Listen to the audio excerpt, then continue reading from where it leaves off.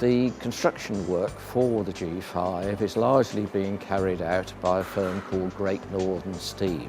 They have produced all of the components for the G5 to date, and today we have moved the rear bogie for the locomotive, which is a very complicated piece of machinery, from their premises where they have just finished the construction of it into locomotion, where we're going to exhibit it so that the general public can see that work is progressing.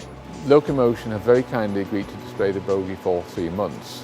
The bogie needs a little bit of painting work to complete it, and then it is going to be on public display until April of the coming year. Well, today is a great day for the G5 Locomotive Company Limited. This is the first bit of the locomotive which is actually assembled and rolling on wheels it's the first part of a G5 that has rolled on wheels for the last 60 years. So it makes us very proud of what we've done to date. Having the bogie here on display will help to create some interest for the G5 project overall.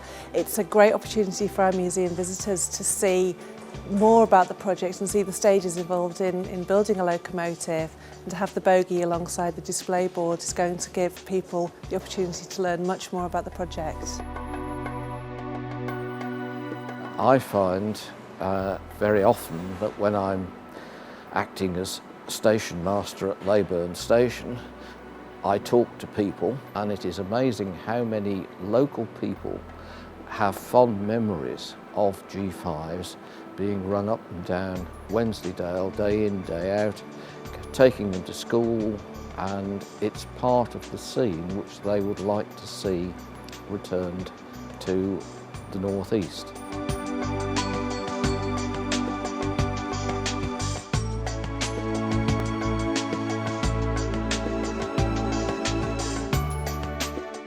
The G5 was a dream, if you like. I realised many years ago as a North Eastern fan that there was one thing lacking, that was a G5. I just felt that it had to be built. I did a lot of work on restoration of rolling stock, and that brought me into the purchase of various items of railway equipment, and one of those being 47715. Three of us clubbed together and bought that when it became available for use on Wensleydale Railway. About the same time, I got involved with Mike Wood, and between us we decided that we'd got enough enthusiasm and enough money to start pushing ahead with building the G5. We decided to design a boiler, which took 3 years. We got it Lloyd's registered, and only then, when we had the boiler design, did we go ahead with developing the project. And since then we have a group of people joined with us to progress that to the state that it is today, where we're actually moving the bogie into locomotion for people to view while we're pressing ahead with the remainder of the locomotive. We have a very varied group of people who are involved in the building of the G5. Mike Wood, obviously the chairman, is the chief originator, but we also have a retired accountant who is extremely useful with the financial side of the project. We have people who are interested in producing goods for sale, such as the sweatshirt I'm wearing. This is a prototype for the sort of things which we will be producing in the next few months to make more money to progress the project. And altogether we get on very well. It's simple but robust and reliable. It should be economic to run and cost effective. Ideal for 4 or 5 coaches, which is the average heritage railway. Our loco may not have the kudos of Tornado, which is a magnificent project for use on main lines, but our locomotive is going to be used on branch lines, and this is where most of the heritage railway industry is concentrated. So our locomotive will undoubtedly be in great demand because it is a unique project in that nobody has ever built a branch line passenger engine for use on heritage railways in the last 60 years. Following the success of Tornado and rethinking, we then decided that probably we should go for mainline standards. That involved a significant raising of costs and changing of standards, particularly with the crank axle, which originally was going to be a fabricated axle, and it's now forged, which has increased the cost significantly against standards with the wheels, etc.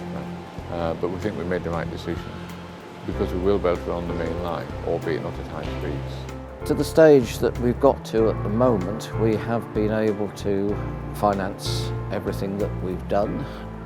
We have done all the major castings, all the patterns, so we are in a very good position. We're now at a situation where we're going to bring everything together and to start building the loco as opposed to having a collection of bits of loco. So we're now into a very exciting part of the construction where people will be able to see the finished product actually taking place in one location. From an investor's point of view, the project is now over halfway through. We've spent over £400,000 on the project of a total of just over £800,000. All the major components have been bought with the exception of the crank axle. Once the crank axle is paid for, then it is a matter of assembly. So everything at the moment is pushing on very quickly, and we do hope that we should get this locomotive ready for use within a fairly short time, but that is dependent upon getting a little bit of extra money to complete the works. An investor now will have the benefit of knowing that the project will be completed. Tornado took 19 years. We hope to complete this project within 2 years, should the funding be available. We're spending an average £5,000 per month. We have never stopped, but obviously if we spent £10,000 a month, we complete it in twice the speed.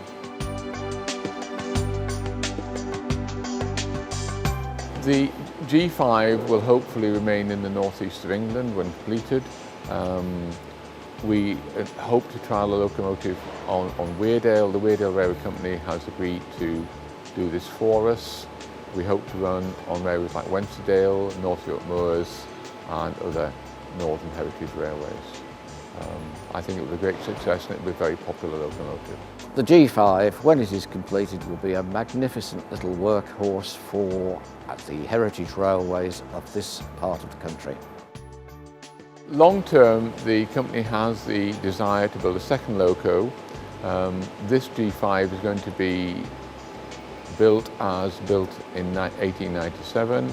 There'll be no patents. We have a lot of experience, and we now have David Elliott on board, who has been involved in the engineer for Tornado, and with his expertise and skill, I think the process will be straightforward and reasonably rapid. There is a shortage of suitable locomotives for heritage railway use.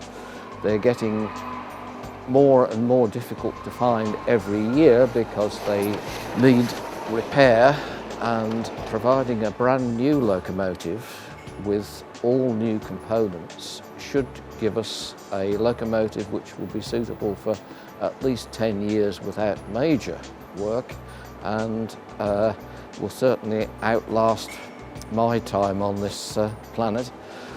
So yes, it seems a remarkably good project for us to get involved with, and it provides me with an interest which I wouldn't have had It also means that I meet a lot of people who are interesting in themselves. So all round it's a very good project. It's really important that projects such as the Tornado project and the G5 project continue and are successful, because it really gives people the chance to appreciate and learn more about our heritage. We have lost an awful lot of heritage, and obviously we have a great collection here at the museum, but we can't preserve everything, and having the new build projects really bring things to life and help people understand more about their own history. If in their wisdom people at the time had preserved a G5 locomotive, by now it would be another 60 years older and it would be worn out, shall we say. I should be very happy if our locomotive is running for at least 60 years. I shan't be here to see it, but at least I will have left something behind which will be of interest to all heritage railway enthusiasts.